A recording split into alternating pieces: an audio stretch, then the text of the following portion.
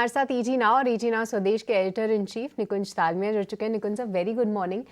सबसे पहले तो आपसे बाजार पे ही समझना चाहेंगे और कुछ नतीजों पे भी बात करनी है, खास तौर से टाटा मोटर्स पर। पिछला पूरा हफ्ता हमने देखा कि गिरावट देखने को मिली। इवन फ्राइडे तक हम थोड़े स्टेबिलिटी की तलाश कर रहे थे, पर जिस तरीके से अब आज फिर से वोटिंग के नंबर्स पे नजर रहेगी, इस हफ्ते बाजार की चाल आप कैसे देख रहे हैं? क्या हम फिर से थोड़ी सी प्री इलेक्शन रैली की उम्मीद करें? सृष्टि, देखिए, पहले बात करते पिछले हफ्ते का क्या हुआ। 3 बड़े मुद्दे थे। एफआई की सेलिंग, ज़बरदस्त सेलिंग, क्यों थी, कैसे थी, क्या होगा, हम एंडलेस डिबेट कर सकते हैं। बॉटम लाइन यह है कि एफआई की सेलिंग थी। पॉइंट नंबर 2, विक्स के अंदर surge, and point number 3, small and mid cap stocks के अंदर अंडर परफॉर्मेंस। इलेक्शन को लेकर के हम रोज चर्चा करेंगे। इलेक्शन को लेकर के खूब खुसफुस चलेगी। इलेक्शन को लेकर के जो क्लियर पिक्चर है वो एग्जिट पोल्स वाले दिन और इलेक्शन के बाद आएगी। मगर मेरा मानना है कि मार्केट्स के अंदर जो नर्वसनेस हो रही है कुछ जगहों पे एक्सट्रीम हो रही है। गिरने का कारण मेरे हिसाब से नतीजों को लेकर के चिंता वह नहीं है। गिरने का कारण मेरे हिसाब से यह है कि एफआई बेच रहा है, जिसके कई कारण हो सकते हैं। सबसे प्रमुख कारण मेरे हिसाब से हो सकता है कि वह ग्लोबल एलोकेशन अपनी चेंज हो रही है। दूसरा, जो तकनीकी इंडिकेटर्स आप देखते हैं, जिसे हम विक्स बोलते हैं, वो 13-14 दिन से ऊपर गया है। रेयरली ऐसा होता है। कोविड के समय में भी विक्स 13-14 दिन लगातार ऊपर नहीं गया था। कोविड तो इससे और भी खराब समय था, बहुत ही खराब समय था। तो उस समय जब विक्स इतना ऊपर नहीं गया है, तो इस समय लगातार विक्स इतना ऊपर क्यों जा रहा है? तो जाहिर सी बात है कि विक्स ओवर बॉट है और उसके अंदर गिरावट आ सकती है। इलेक्शन को लेकर के, जी हाँ, एक नंबर जो सबसे इंपॉर्टेंट नंबर है, जिसको मार्केट, एक बड़ा अनसाइंटिफिक डेटा है हालांकि मैं बोल दूं, मगर मार्केट फोकस करता है वोटर टर्नआउट का नंबर लेकर के। मार्केट को लगता है कि अगर वोटर टर्नआउट लो रहेगा तो वह जो है वो रूलिंग पार्टी के फेवर में नहीं है, वोटर टर्नआउट अच्छा रहेगा तो वो रूलिंग पार्टी के फेवर में। एक बड़ा अनसाइंटिफिक सा एक ये नंबर है, मगर मार्केट इस नंबर को देखता है। क्योंकि आज जहाँ पर इलेक्शन या वोटिंग हो रही है, वहाँ पर एक प्रकार से स्विंग फैक्टर है जिस पर मार्केट बेट कर रहा है।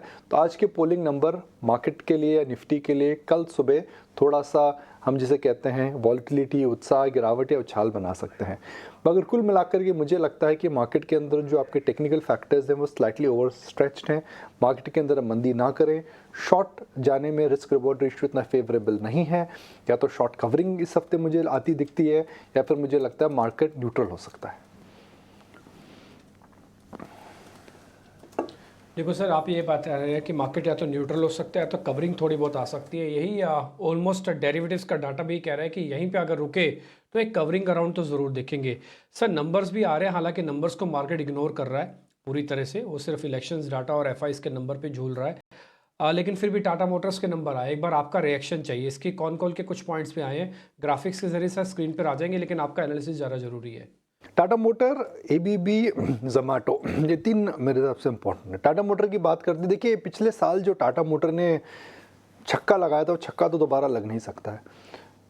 हर जगह पर टाटा मोटर को हमने देखा, उन्होंने वैल्यू क्रिएट करी थी, अपनी सब्सिडरी को लिस्ट करा, डेट को कम करा, कैश फ्लोज बढ़ाए। हर कुल मिलाकर टाटा मोटर ने जो पिछले फाइनेंशियल ईयर के अंदर जो कॉर्पोरेट चेंजेस करे थे, वैल्यू क्रिएशन के लिए जो बातें करी थी, टाटा मोटर डीबीआर की डी लिस्टिंग फिगर, वो बड़ी ट्रिगर्स इस साल तो आने वाले नहीं हैं।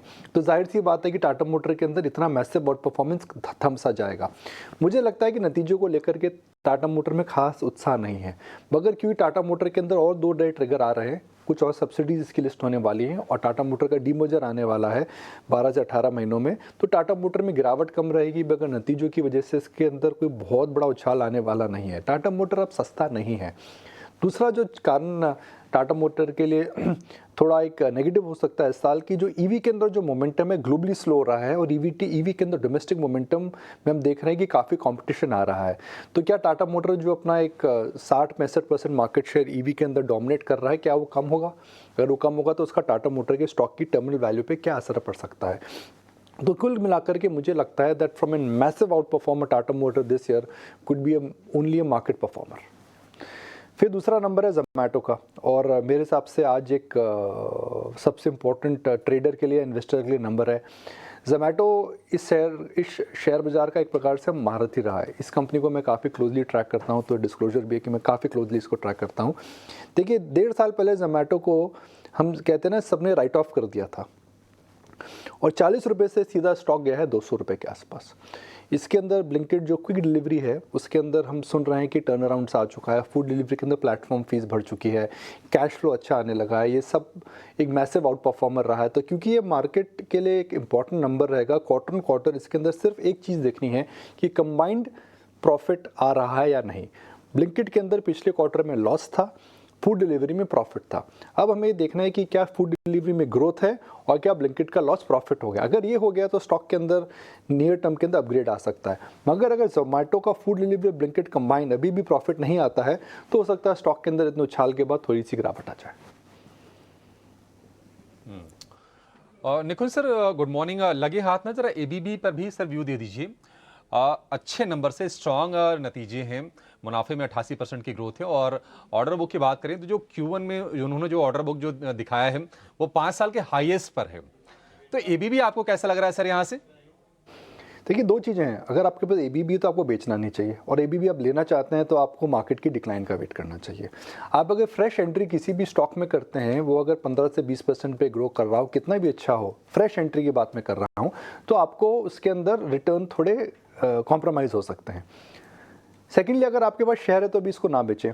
इसलिए ना बेचें बिकॉज जब बुल मार्केट के अंदर कोई सेक्टर लीडर में रहता है और आप उसके अंदर लंबा अगर उसमें लंबा समय आप लीडरशिप सेक्टर में दिखाएंगे जहां कंपनी में ग्रोथ आ रही है, मार्जिन एक्सपेंशन है, सेक्टर के अंदर टेल विंड है, हेडविंड नहीं है, तो आपको पता नहीं इसका पी मल्टीपल कितना एक्सपैंड हो सकता है।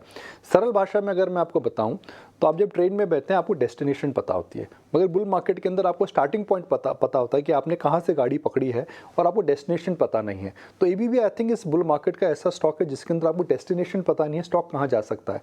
तो जब आप डेस्टिनेशन नहीं प्रीएम्प्ट कर सकते हैं तो आप अगले स्टेशन पर क्यों उतरना चाहते हैं। तो एबीबी ऐसा शेयर है जहाँ पर आप चलने दीजिए, जब गाड़ी रुकेगी हो सकता है 10-15% गिर जाए, फिर आप उतर सकते हैं।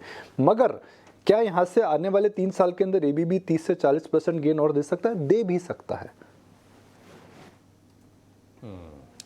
ठीक है, एबीबी में बड़े गेंस के लिए तैयार रहिए, नतीजे इसको प्रोपेल करेंगे और नंबर्स भी, ऑर्डर बुक के आंकड़े भी बहुत अच्छे लग रहे हैं। निकुंज सर बहुत शुक्रिया सर आज आपका समय देने के लिए, और आगे बढ़ेंगे और बाजार के एक और दिग्गज जोजित फाइनेंशियल के गौरांग शाह हमारे साथ जुड़ गए हैं। गौरांग बहुत शुक्रिया आपका समय देने के लिए, स्वागत है आपका टीवी स्वदेश पर। सर सबसे पहले स्टॉक से शुरू करते हैं। कल्याण ज्वेलर्स के बिजनेस अपडेट आए हैं और Q1 के पहले जो 40 दिन रहे हैं, इन्होंने कहा है कि डबल डिजिट की ग्रोथ रही है, यानी कि 10% से ज्यादा की। कल्याण ज्वेलर्स कैसा लग रहा है आपको स्टॉक सर ये? धन्यवाद अभिषेक, आपका आप सभी को प्रणाम और शुभ प्रभात हमारे तरफ से। तो देखिए, जेम्स एंड ज्वेलरी के कारोबार में अगर एक कंपनी पसंद करनी है आपको, तो हमारी राय से सबसे प्रथम, सबसे दिग्गज, सबसे मजबूत बैलेंस शीट और सक्षम कारोबार वाली कंपनी है टाइटन कंपनी। और यहाँ पर काफी लंबे समय से हमने खरीदारी की राय दी है अभिषेक। कल्याण ज्वेलर्स पर कवरेज नहीं है, शायद आईपीओ जब आया था तभी आईपीओ में हमने कवायद की होगी निवेश करने के लिए, लेकिन उसका भी स्पष्टीकरण है नहीं मेरे पास।